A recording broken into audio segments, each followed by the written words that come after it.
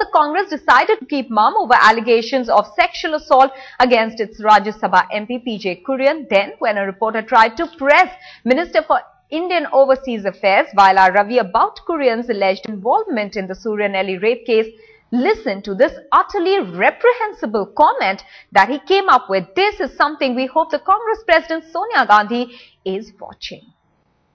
Kurian sir deputy chairman I can give you a number of the Prime Minister can talk to.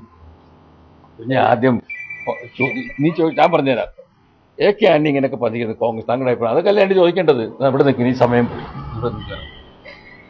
Janum Parenta carry the Uru Parana, Nangalam Parata, Kadialan Swab. Ningle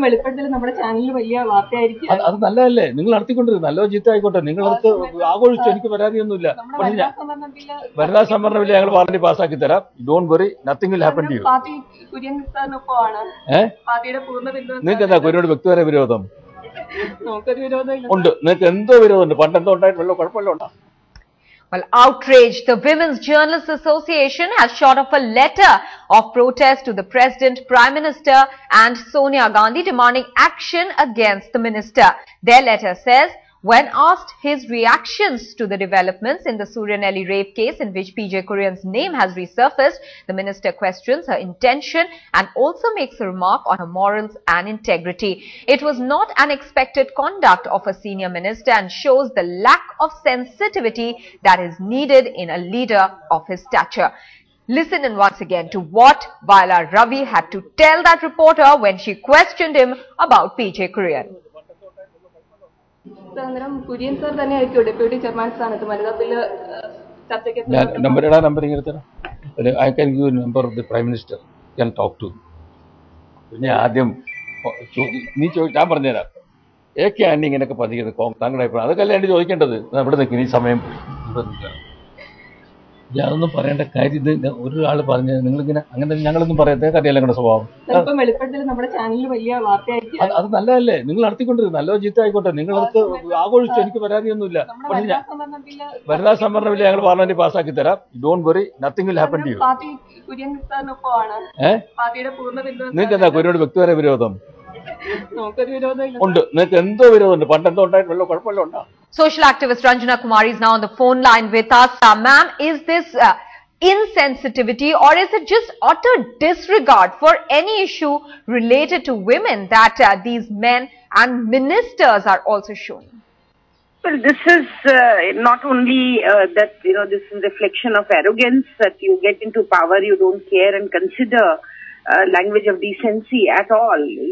This is really unacceptable language that he is speaking, and also not only that, she is doing a job where she wants to report whatever has happened. He should understand that. But somehow men don't think that, when especially talking about any kind of sexual crime, it becomes a kind of, also a vicarious pleasure when they retort back like that. I think she deserves an apology from him.